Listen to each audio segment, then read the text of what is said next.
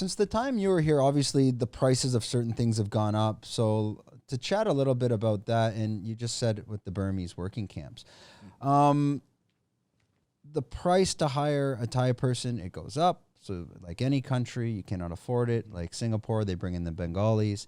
Here, they started bringing the Burmese. When you were here, were they still, did they have these Burmese work camps or the No. Thais doing it themselves? The Burmese were working in the rubber groves because carving the rubber trees is a terrible, terrible job. It's a horrible job. Nobody should ever have to do that job. But people always have. So the Burmese have always tapped the rubber here. And various other agricultural pursuits. My father-in-law, my ex-father-in-law, at the end of his life, after he quit government, he took all the money he'd made from bribery and bought acres and acres of pineapple plantation. And then the tsunami came and put 2 feet of salty sand on top of his plantation and wiped him out in the morning and carried away his 2 Burmese workers. The 2 guys who used to tend the pineapple plants just disappeared. His house disappeared down to the foundation. Where would have that been at? Oh, Ranong. I'm sorry, Ranong. Yeah, okay, up the coast. So, but in those days, like we had a nanny, we had a Burmese nanny when my children were very small.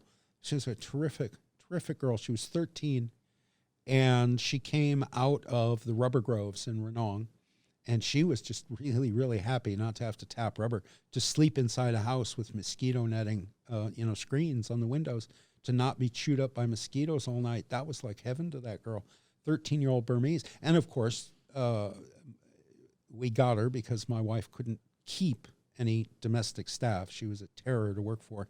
And this girl couldn't run away. A Burmese girl, a Burmese teenage girl was very much at risk in Thailand in those days. The cops would get her and use her in a cell and then sell her to a brothel. And, nobody cared. If the newspapers heard about it, they didn't care. That's not news. Now, it's difficult. I've had this experience many times. Go sit down in a restaurant and try to speak Thai to the waiter, and he doesn't understand because he's Burmese. Yep. Everywhere you go. If somebody's selling something to tourists now, he's Indian. Or I suppose, I don't know, maybe Bangladeshi or something, but South Asian, not Thai anymore. And certainly wait staff, any kind of wait staff, the guy who carries your bag to your room in the hotel, the person making your food, probably in the kitchen, certainly the person bringing your food to the table. I think, in my subjective experience, again, 9 times out of 10. That's you see it all at the beach bars here. It is Burmese staff, but yeah. So in the 80s, it was still Thais. All Thai. Interesting. Yeah. And I've been to Pattaya and I've been to Patong. Foreign hookers. No way a Russian girl could come and hook on Phuket in the 1980s. No way an African girl could come and hook in Pattaya in the 1980s. And pimps, the big scary pimps, the big Russian and Ukrainian and African pimps, man, that was a shock to come back and see that, because the labor market here in any industry is very, very protective. Right? I did 2 movies here.